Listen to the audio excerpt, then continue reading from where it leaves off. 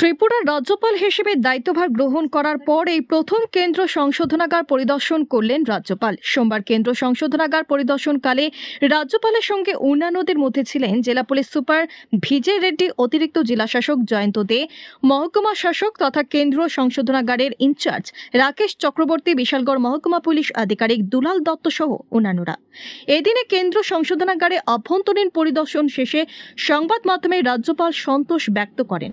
भारत देश में जेल्स जो है पनिशमेंट के टाइप में नहीं है, रिफॉर्म्स के इसमें है।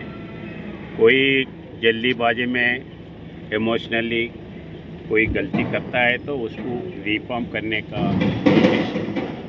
ये मेरा, जब मैं हैदराबाद में था, मेरा असम्बली में चंचलगुड़ा जेल था।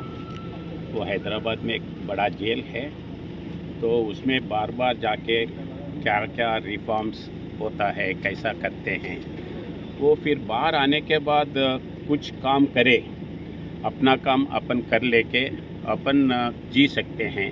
ये एटमॉस्फेयर वो वहाँ था, उसी हिसाब से इधर आए थे, अंदर देखे हैं और जो जेल में हैं उन लोगों से बात करे हैं।